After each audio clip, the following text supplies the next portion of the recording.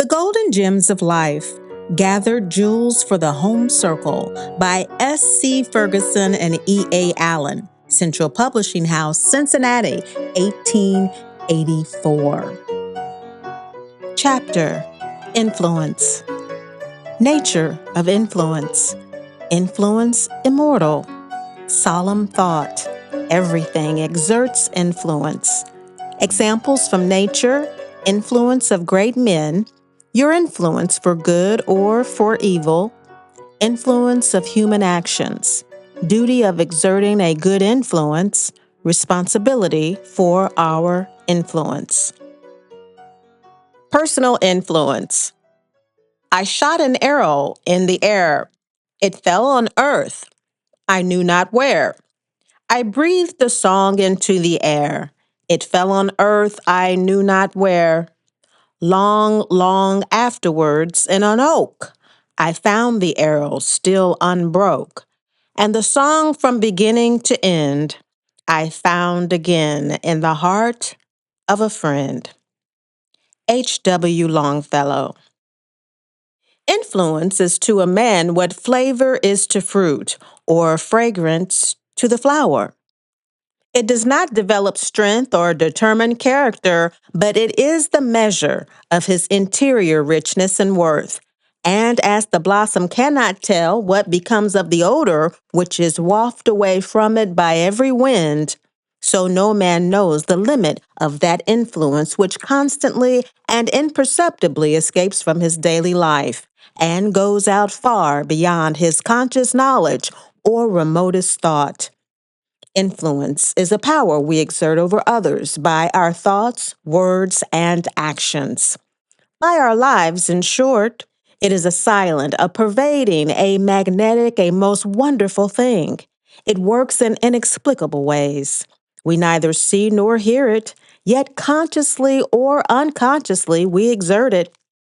Your influence is not confined to yourself or to the scene of your immediate actions. It extends to others and will reach to succeeding ages. Future generations will feel the influence of your conduct.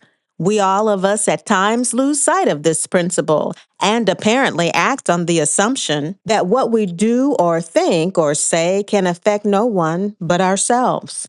But we are so connected with the immortal beings around us and with those who are to come after us that we cannot avoid exerting a most important influence over their character and final condition. And thus, long after we shall be no more, nay, after the world itself shall be no more, the consequences of our conduct to thousands of our fellow men will be nothing less than everlasting destruction or eternal life. What we do is transacted on a stage of which all in the universe are spectators. What we say is transmitted in echoes that will never cease. What we are is influencing and acting on the rest of mankind. Neutral we cannot be. Living we act and dead we speak. And the whole universe is the mighty company forever looking and listening. And all nature the tablets, forever recording the words, the deeds, the thoughts, the passions of mankind. It is a high, solemn, almost awful thought for every individual man that his earthly influence, which has a commencement, will never through all ages have an end. What is done, has already blended itself with the boundless, ever-living, ever-working universe, and will work there for good or evil, openly or secretly, throughout all time. The life of every man is as the wellspring of a stream, whose small beginnings are indeed plain to all, but whose course and destination as it winds through the expanse of infinite years, only the omniscient can discern. God has written upon the flower that sweetens the air, upon the breeze that rocks the flower upon its stem, upon the raindrop that swells the mighty river, upon the dewdrops that refresh the smallest spring of moss that rears its head in the desert, upon the ocean that rocks every swimmer in its channel, upon every penciled shell that sleeps in the caverns of the deep, as well as upon the mighty sun which warms and cheers the millions of creatures that live in its light. Upon all he has written, none of us liveth to himself. The babe that perished on the bosom of its mother, like a flower that bowed its head and drooped amid the death frost of time, that babe, not only in its image, but in its influence, still lives and speaks in the chambers of the mother's heart. The friend with whom we took sweet counsel is removed visibly from the outward eye, but the lessons that he taught, the grand sentiments that he uttered, the deeds of generosity by which he was characterized, the moral lineaments and likeness of the man still survive and appear in the silence of eventide and on the tablets of memory, and in the light of noon and dewy eve. And though dead, he yet speaketh eloquently, and in the midst of us. Everything leaves a history and an influence. The pebble, as well as the planet, goes attended by its shadow. The rolling rock leaves its scratches on the mountains, the river its channel in the soil, the animal its bones in the stratum, the fern and leaf their modest epitaph in the coal. The falling drop marks its sculpture in the sand or the stone, not a footsteps into the snow or along the ground, but prints, in characters more or less lasting, a map of its march.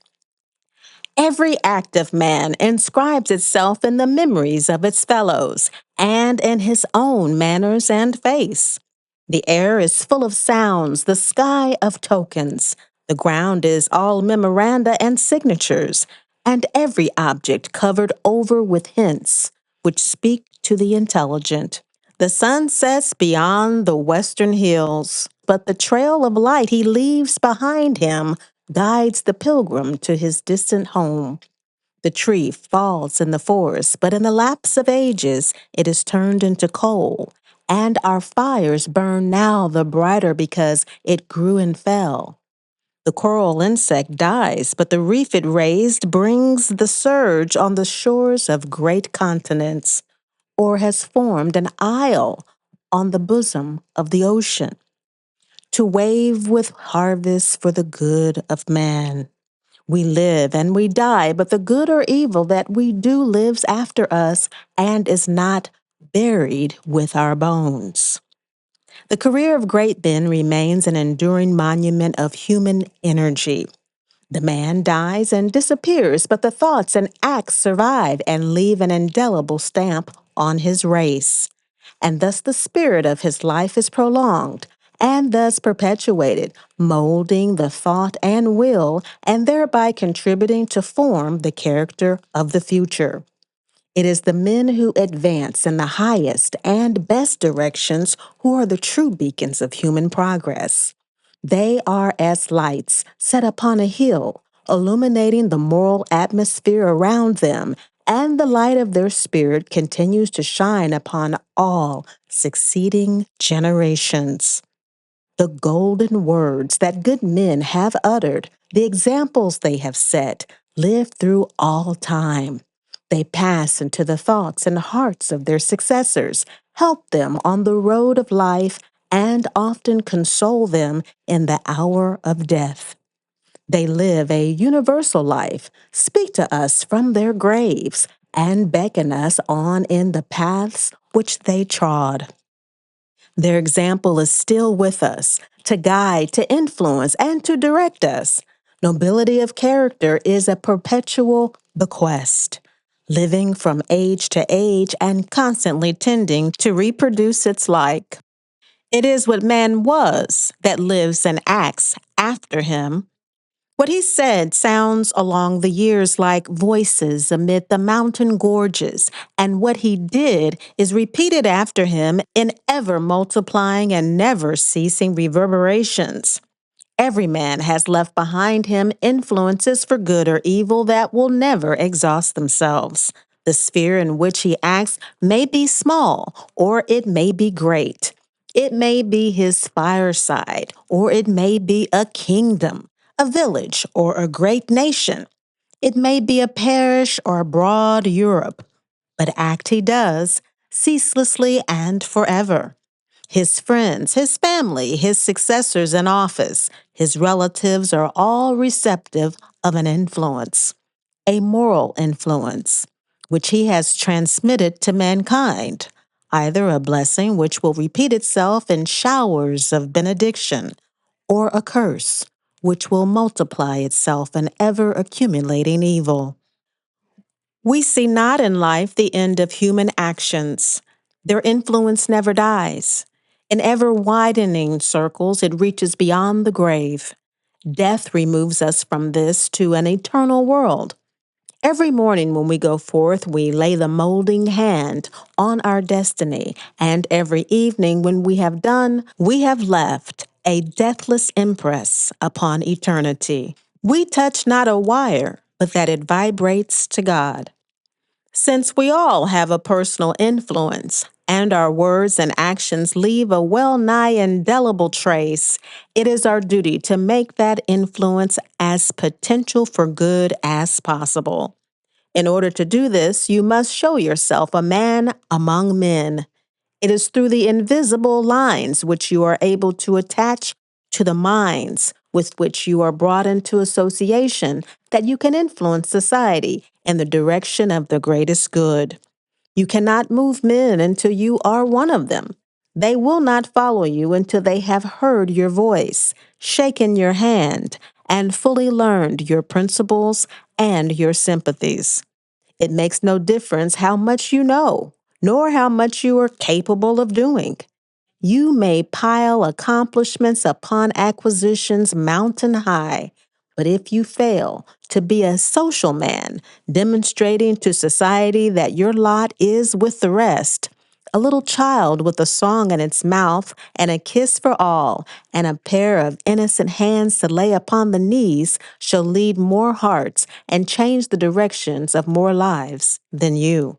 A just appreciation of the power of personal influence leads to a sense of duty, resting upon all to see to it that their influence is exerted in inculcating a proper sense of right in the community in which they live. To be sure that their weight is constantly cast in the scale of right against wrong, that they be found furthering all matters of enlightened public concern. They should, as far as possible, walk through life as a band of music moves down the street, flinging out pleasures on every side through the air to all, far and near, that can listen. Some men fill the air with their presence and sweetness, as orchards and October days fill the air with the perfume of ripe fruits. Some women cling to their own homes like the honeysuckle over the door, yet like it sweeten all the region with the subtle fragrance of their goodness. Such men and women are trees of righteousness, which are ever dropping precious fruits around them. Their lives shine like starbeams or charm the heart like songs sung upon a holy day. How great a beauty and blessing it is to hold the royal gifts of the soul, so that they shall be music to some and fragrance to others, and life to all. It would be a most worthy object of life to make the power which we have within us the breath of other men's joys, to scatter sunshine where only clouds and shadows reign, to fill the atmosphere where earth's weary toilers must stand with a brightness which they cannot create for themselves, but long for, enjoy, and appreciate.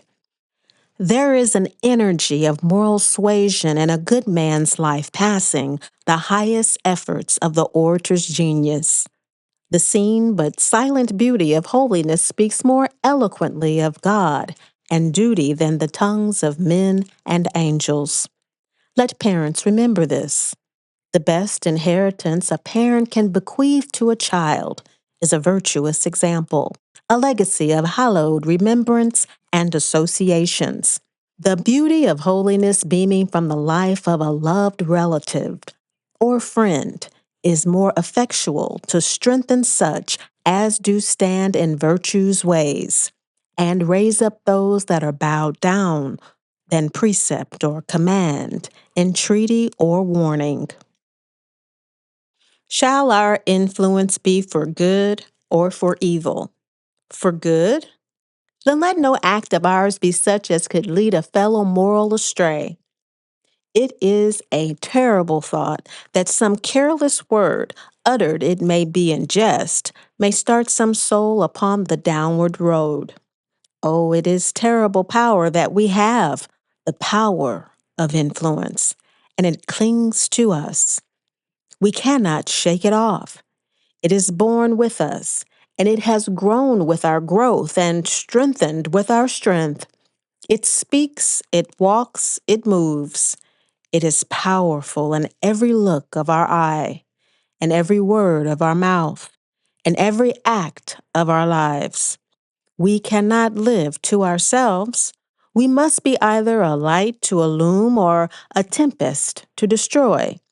We must bear constantly in mind that there is one record we cannot interline, our lives written on others' hearts. How gladly we would review and write a kind word there, a generous act here, erase a frown and put in a loving word, a bright smile, and a tender expression. Harshness would be erased and gentleness written. But alas, what is written is written. Clothall will not begin anew to spin the threads of life, and our actions go forth into the world freighted with their burden of good or evil influence.